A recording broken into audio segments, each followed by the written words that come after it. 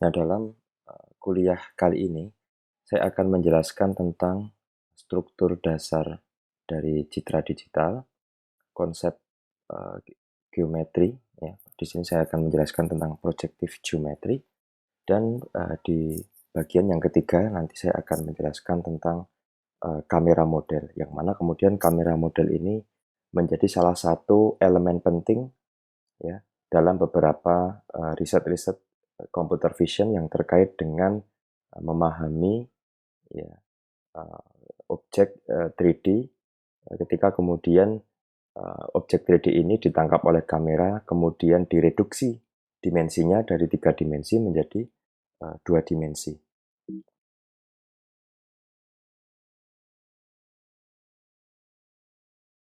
Oke, kita akan masuk ke bagian yang pertama terlebih dahulu. Nah, sebagaimana kita tahu, kita akan sedikit mereview tentang apa itu citra digital. Jadi citra digital ini secara konsep adalah representasi dari uh, image ya, 2 dimensi, yang mana kemudian image ini telah melalui proses digitalisasi. Nah, di dalam citra digital ini nanti kita akan mengenal beberapa istilah yang cukup penting, yang mana kemudian rekan-rekan nantinya harus memahami konsep-konsep ini untuk memberikan common sense ya, atau untuk supaya rekan-rekan nanti memiliki common sense ketika kemudian nanti rekan-rekan bermain dengan citra digital. Nah, di sini rekan-rekan sekalian bisa melihat ya, sebagai contoh ketika kita memiliki objek seperti ini ya, dan kita memiliki sumber cahaya, maka sebenarnya sumber cahaya ini memancarkan cahayanya ke semua arah ya, dan beberapa bagian dari cahaya tersebut kemudian dipantulkan ya, dipantulkan oleh objek yang ada di sini, dan kemudian ditangkap oleh imaging system yang kita miliki. Nah, di sini konteks yang kemudian nantinya akan banyak kita bicarakan adalah imaging system ini adalah kamera. Ya. Kamera yang mana kemudian di dalam kamera itu kita memiliki image plane atau sensor. Ya. Nah, sensor inilah yang kemudian nanti akan melakukan proses digitalisasi, yang mana kemudian sesuai dengan karakteristik fisik ya, sesuai dengan karakteristik fisik sensor ini, nantinya kita akan mendapatkan informasi yang berupa citra yang sudah didigitalisasi, yang mana kemudian karakteristik fisik ini akan sangat menentukan kualitas dari informasi yang kita dapatkan, seperti itu. Nah, beberapa istilah yang nanti akan kita kenal di dalam citra digital adalah, yang pertama adalah pixel ya. Di sini sebenarnya pixel ini adalah singkatan ya dari picture element ya. Nah, pixel ini biasanya nantinya rekan-rekan akan mendapatkan beberapa pilihan ya konten dari pixel ini. Misalkan ada yang kemudian mencerminkan hanya gray level saja, atau ketika nanti rekan-rekan bermain dengan citra warna, maka ada 3 layer di sana ya. Jadi satu pixel nanti akan memiliki informasi ada bagian dari warna merah ya, warna hijau ya, green, dan warna biru atau RGB. Kemudian nanti rekan-rekan akan mendapatkan informasi, misalkan yang lain adalah opacity atau transparansi dan seterusnya ya. Namun satu hal yang rekan-rekan harus ingat adalah bahwa proses digitalisasi citra ini adalah proses aproksimasi ya, aproksimasi atau perkiraan saja dari objek aslinya begitu. Nah, kita sedikit akan masuk kepada koordinat image ya, koordinat citra, yang mana kemudian ini banyak sekali nanti rekan-rekan akan menemukan ketika nanti bermain dengan software ya. Jadi kalau rekan-rekan lihat di sini koordinat citra ketika kita bermain dengan software, baik itu MATLAB, misalkan Matrix Laboratory, atau mungkin nanti rekan-rekan bermain dengan bahasa pemrograman C++ atau C# dengan library OpenCV misalkan, ya, Open Computer Vision Library, maka biasanya citra digital itu ya, koordinat 00-nya atau pusat koordinat atau pusat titik kartesiannya adalah di sini ya, di kiri atas ya. Nah, kemudian nanti tergantung dari softwarenya, tapi rata-rata kemudian software-software tersebut akan mengambil konvensi bahwa sumbu X, ya, sumbu horizontal, ya, itu sering disebut sebagai column. Ya, jadi sumbu horizontalnya nanti akan ada di bagian yang pertama, ya, U. Kemudian sumbu vertikalnya itu akan disebut sebagai rows, ya, atau baris. Jadi di sini nanti ini adalah baris dan ini adalah kolom, ya. Ini adalah baris dan kolom. Nah, rekan-rekan nanti akan melihat bahwa koordinat citra itu tidak sebagaimana koordinat normal yang mana kemudian biasanya kita temui sumbu 00-nya adalah di kiri bawah, ya. Sementara kemudian ketika kita berbicara tentang citra, ya, maka kira-kira kalau digambarkan adalah seperti ini, ya, yang mana kemudian titik 00-nya itu ada di kiri atas, ya. Nah, kemudian ada istilah lain yang rekan-rekan harus tahu, ya.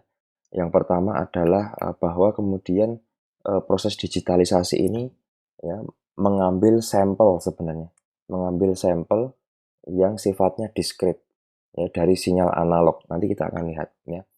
Yang pertama yang harus rekan-rekan ketahui adalah istilah sampling. Apa itu sampling? Sampling di sini adalah proses konversi koordinat X dan Y dari sinyal analog ke sinyal digital. Nanti kita akan tampilkan gambarnya sehingga rekan-rekan akan lebih memahami apa itu sampling. Kemudian yang kedua adalah kuantisasi, ya.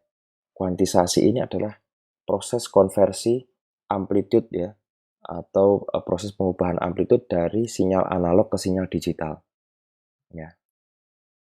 Nah, katakanlah kita memiliki objek seperti yang ada di bagian kiri dari slide ini, ya. Kemudian rekan-rekan akan mengubah, ya, representasi dari sinyal analog ini ke sinyal digital, ya. Katakanlah rekan-rekan memiliki sensor satu dimensi di sini, ya. Dan dari sensor satu dimensi ini rekan-rekan akan mengubah nantinya, ya, representasi analognya ke digital. Nah, dari sensor ini rekan-rekan akan mendapatkan sinyal seperti ini, ya. Bagaimana interpretasinya? Nah, rekan-rekan sekalian, di sini ada bagian yang warnanya putih, ya, dan ada bagian yang warnanya hitam, ya. Kemudian di bagian tengah ada yang grey, ya. Ya, jadi di bagian tengah ada yang abu-abu, ya. Nah, ketika sensor tadi melewati bagian yang putih, ini ya, bagian yang putih, maka kemudian intensitasnya adalah tinggi. Ya, sebagaimana kita tahu, nanti kita akan melihat bahwa di dalam citra itu biasanya ada skalanya, ya. Kalau yang sering kita gunakan yang nanti kita akan melihat juga, ya, 8 bit, ya, maka 0 sampai 255, ya, di mana 0 ini adalah hitam. Ya, ini yang sering kita gunakan, ya, citra grayscale, ya. Kemudian 255 ini adalah putih, ya, intensitasnya, ya. Nah, anggaplah ini kemudian di sini 255, ya. Ini adalah 0. Ya, di mana kemudian 0-nya adalah hitam begitu, ya. Saya tuliskan di sini 255, ya, ini. Ya, sini katakanlah 0, ya. Maka ketika sensor ini ya, melewati bagian yang terang, maka dia adalah gray levelnya adalah dia 255, ya. Kemudian rekan-rekan lihat, ketika sensor ini melewati bagian batas dari objek tersebut, yang mana kemudian perpindahan dari putih ke hitam, maka dia akan berpindah secara drastis, ya, turun, ya, gray levelnya. Kemudian sedikit demi sedikit, ya, akan naik karena di bagian tengah ini adalah abu-abu, ya, atau gray, maka dia akan berada sekitar di tengah-tengah antara 0 dan 255.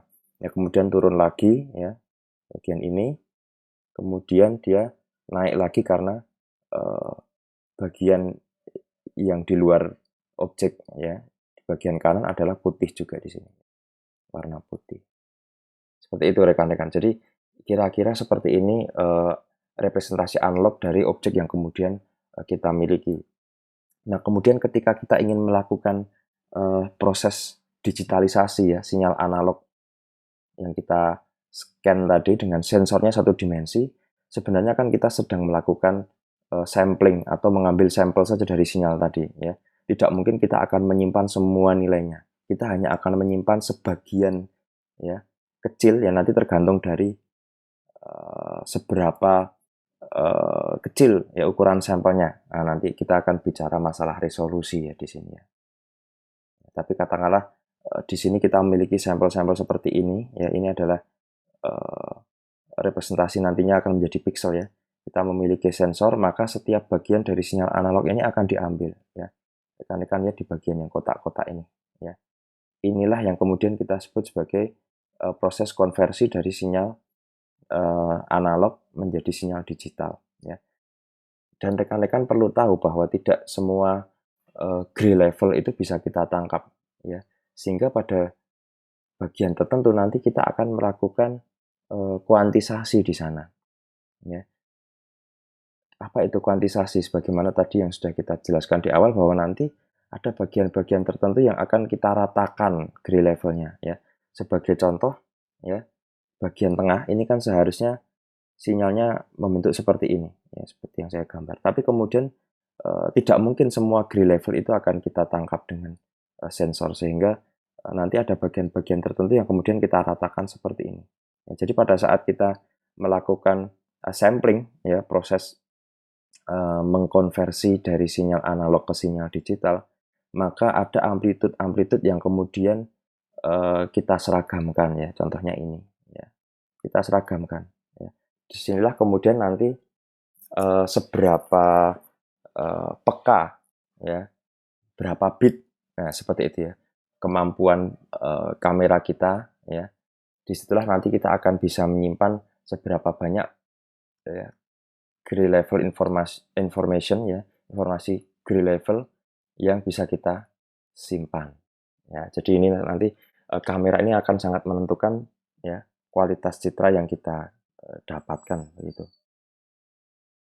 Oke, jadi secara umum tadi kita sudah menjelaskan bahwa tidak mungkin kita akan menangkap seluruh informasi ya. Kalau rekan-rekan punya citra seperti yang di kiri ini, maka proses aproksimasinya atau proses samplingnya mungkin akan menghasilkan ya, ini objek realnya ya seperti yang di kiri. Maka ketika dilakukan sampling, maka rekan-rekan akan mendapatkan citra seperti yang ada di bagian kanan. Nah, rekan-rekan sekalian, ketika kita bicara masalah kamera atau masalah sampling, maka nanti rekan-rekan akan menemui beberapa permasalahan di sana ya. Contoh ketika nanti rekan-rekan tidak memiliki kamera yang peka ya untuk melakukan proses sampling, maka nanti rekan-rekan akan menemukan kasus ya undersampling ya, atau di sini yang disebut sebagai aliasing ya. Kemudian ketika nanti proses samplingnya bagus ya, jadi sensornya cukup baik untuk menangkap sinyal-sinyal tadi, maka rekan-rekan akan mendapatkan citra yang cukup baik pula kualitasnya. Nah, rekan-rekan, nanti kita akan banyak menemui jenis citra ya. Jadi citra itu sebenarnya ada beberapa jenis di sini ya. Common image formats-nya ada yang one sample per point. Di sini nanti kita akan sering menyebutnya sebagai grayscale ya. Citra abu-abu ya. Kemudian ada 3 sampel per point ya. Jadi nanti rekan-rekan bisa menyimpan 3 macam informasi di sini ya. Atau kalau nanti rekan-rekan gambarkan ya dalam bentuk matriks, nanti rekan-rekan akan menemukan 3 layer matriks ya. Matriks R atau red, matriks G, dan matriks B. Di mana kemudian untuk 1 pixel itu kita bisa mendapatkan informasi R-nya berapa, G-nya berapa, B-nya berapa ya. Ketika nanti rekan-rekan ambil informasi, dia akan mengambil informasi dari 3 layer tersebut. Ini disebut sebagai citra warna. Dan yang terakhir adalah 4 samples per point, yang mana kemudian ada opacity di sana atau derajat transparasi ya. Jadi ini adalah image atau citra yang banyak ditemukan di software-software pengolahan citra yang sifatnya komersial begitu ya. Nah, ini contoh bagaimana kemudian nanti rekan-rekan akan mendapatkan ya, ketika nanti rekan-rekan memiliki citra yang sifatnya atau jenisnya adalah gray level, maka di sini hanya akan ada satu saja nilai derajat keabuan ya, yang mana kemudian kalau standar nanti kita akan bicarakan itu ya. Kalau citranya 8 bit ya, maka 1 pixel itu bisa menyimpan informasi ya dengan range atau dengan batas atas batas bawah 0 sampai 255 ya, di mana 0 ini adalah hitam, 255-nya adalah putih. Ini adalah citra 8 bit. Nanti rekan-rekan akan menemui bisa juga nanti 16 bit dan seterusnya. Ya, jadi semakin banyak bitnya, maka informasi yang disimpan ya, derajat keabuan itu akan semakin bervariasi. Ya. Nah, ini adalah contoh color image ya, yang mana kemudian rekan-rekan bisa melihat di sini informasi yang muncul di sini ada 3 ya. Ada R ya atau red, elemen R-nya, elemen green-nya, elemen blue-nya ya. Nah, ketika warnanya antara biru dan merah, maka yang dominan adalah ya di sini rekan-rekan bisa melihat angkanya R sama B-nya yang dominan ya. Jadi R dengan B-nya yang lebih dominan, sementara kemudian green-nya tidak terlalu dominan ya. Sehingga bisa kita lihat bahwa sebenarnya warna ini adalah gabungan ya atau kombinasi dari nilai red, green, dan blue begitu. Nah, oke, tadi kita sudah bicara masalah citra ya. Nah, kita ingin sedikit menyinggung tentang resolusi dari level intensitas pixel ya. Jadi pixel ini sendiri punya punya resolusi ya, tergantung dari jumlah bitnya ya. Ada yang satu saja di sini intensitinya ada 2 macam, yakni hitam dan putih. Ya, jadi kalau nanti rekan-rekan bermain image processing, ini juga salah satu citra yang cukup bermanfaat ya untuk melakukan segmentasi misalkan. Ini disebut sebagai binary image. Ya. Jadi warnanya cuma 2 saja. Kalau tidak hitam ya putih ya. Hitamnya adalah 0 ya, putihnya adalah 1 begitu ya. Jadi nanti warnanya hitam putih. Nah, ini sangat sangat sering digunakan, sangat cukup banyak digunakan untuk nanti melakukan misalkan proses segmentasi atau proses deteksi. Pasti melalui konversi dari gray ke binary ya. Jadi nanti rekan-rekan akan melakukan normalisasi di sana ya. Bahkan tidak hanya normalisasi tapi kemudian betul-betul di-convert ya citra tersebut menjadi hitam putih yang sering disebut sebagai proses thresholding ya, atau binarization ya. Nanti kalau rekan-rekan membaca paper ada istilah binarization, itu artinya mengubah citra grayscale menjadi citra hitam putih. Ya, kemudian ada bits yang lain ya, misalkan 2 bit ya, 4 bit dan ini 8 bit yang paling sering digunakan ya. Ini citra grayscale 8 bit ya. Dan ada yang 16 bit di mana kemudian semakin besar bitnya maka range atau derajat keabuan yang bisa kita simpan akan semakin besar. Nah, ini contoh bagaimana kemudian antara 256 ya, 8 bit, 128 ya, 7 bit, 6 bit ya, 64 gray level, dan 5 bit ya.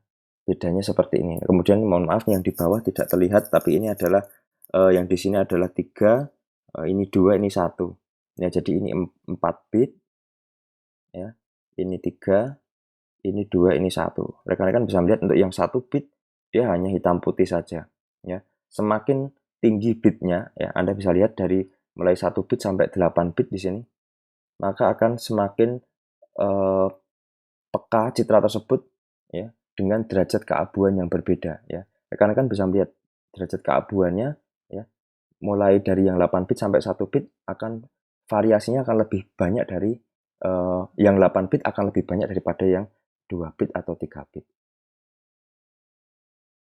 Nah, istilah lain yang perlu kita kenal ya sebelum kita nanti masuk kepada banyak hal ya tentang computer vision dan ya image processing adalah resolusi spasial. Ya, ini sering kita jumpai ya di kamera, toko kamera resolusinya berapa gitu ya. Nah, resolusi ini adalah eh, kita bisa bicara masalah resolusi ini dengan definisi sederhana adalah detail yang bisa kita deteksi ya. Jadi detail terkecil yang bisa kita deteksi pada satu buah citra ya. Misalkan kita bicara eh, dalam 1 milimeter itu ada berapa garis yang bisa masuk di sana ya. Kadang-kadang resolusi bisa diwujudkan dengan istilah seperti itu ya.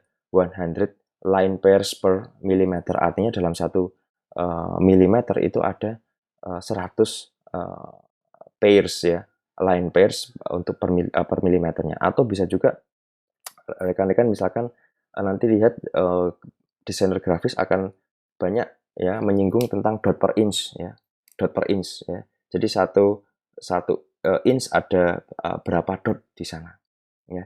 Dan biasanya ini diwujudkan dalam ukuran spasial ya. 1 cm itu ada berapa pixel. Nah, 1 dot per incinya ada berapa dot gitu ya. Ya, per inci ada berapa pixel ya. Semakin tinggi ya, semakin tinggi dotnya ya, DPI-nya, semakin tinggi DPI-nya per inci, maka kita bisa katakan bahwa ini akan semakin tinggi spatial resolution-nya ya. Resolusi spasialnya semakin tinggi sehingga pada saat nanti melakukan sampling, maka hasil samplingnya akan cukup baik gitu ya, menghindari yang kita sebut sebagai aliasing begitu. Oke, rekan-rekan sekalian, kita akan mencoba melihat contoh resolusi spasial mulai dari yang paling tinggi ke yang paling rendah. Nanti kita akan melihat perbedaan utamanya ya. Nah, kita mulai dari yang 1024, kemudian nanti 512, ya 256, 128, 64 sampai 32 ya, bisa terlihat. Ya. Rekan-rekan bisa melihat di sini ya 1024 pixel. Kita akan melakukan stretching ya, sehingga ukuran fisik dari citra ini akan kita buat sama persis ya, ukuran fisiknya, ukuran spasialnya. Dimana kemudian nanti rekan-rekan akan bisa melihat pixel-pixelnya ya. Kalau seperti ini mungkin tidak akan terlihat, tapi kita akan membuat masing-masing citra ini ya berukuran fisik sama ya. Ini citra square ya, nanti kita akan buat ukurannya sama ya. Ini 1024, 512 masih belum terlalu terlihat perbedaannya. Nah, ini 256 sudah mulai terlihat, rekan-rekan bisa melihat ada aliasing di sana ya. Jadi ada garis batas kecil ya. Sementara kemudian ketika rekan-rekan melihat yang 512 ya, lebih smooth ya, apalagi 1024 lebih smooth, lebih halus. Nah, 128 makin terlihat ya. Jadi nanti rekan-rekan ketika rekan-rekan ingin tahu apakah kamera itu undersampling atau tidak, ada aliasing atau tidak, maka lihat di garis batasnya. Kalau seperti ini ya, tidak terlihat di garis batasnya ya, betul-betul smooth, maka proses samplingnya bisa dikatakan bagus. Tapi ketika rekan-rekan nanti melihat ada garis yang seperti ini, maka bisa jadi ada aliasing di sana atau undersample ya, undersample. Nah, di sini rekan-rekan melihat ya resolusi yang tadi kemudian kita katakan ya, ketika kemudian kita rubah citranya menjadi berukuran sama, kita akan bisa melihat perbedaan dari resolusi tersebut ya. Di sini bedanya bisa jadi ketika kita bicara masalah ukuran ya, bisa jadi ya kalau resolusinya tinggi misalkan ya, dalam 1 milimeter bisa jadi ada di sana, contoh saja ya, bisa jadi ada 8 pixel di sana. Namun ketika resolusinya rendah, mungkin ya hanya ada 2 pixel ya, 1, 2 gitu. Sehingga ketika kemudian ukurannya dibuat sama persis, citranya seperti ini, maka rekan-rekan akan bisa melihat secara jelas ya pixel-pixel untuk citra yang resolusinya rendah. Sementara citra yang resolusi tinggi pixelnya tidak terlihat. Ya, ini 128, ini 64, rekan-rekan bisa melihat betapa betapa bagian-bagian pixelnya sangat terlihat sekali di sini, dan ini adalah 32. Ya. Seperti itu ya konsep resolusi. Jadi resolusi adalah detail terkecil yang bisa kita lihat ya. Semakin tinggi resolusinya, maka kita akan semakin tidak bisa melihat detail terkecilnya ya, semakin bagus kualitas citranya.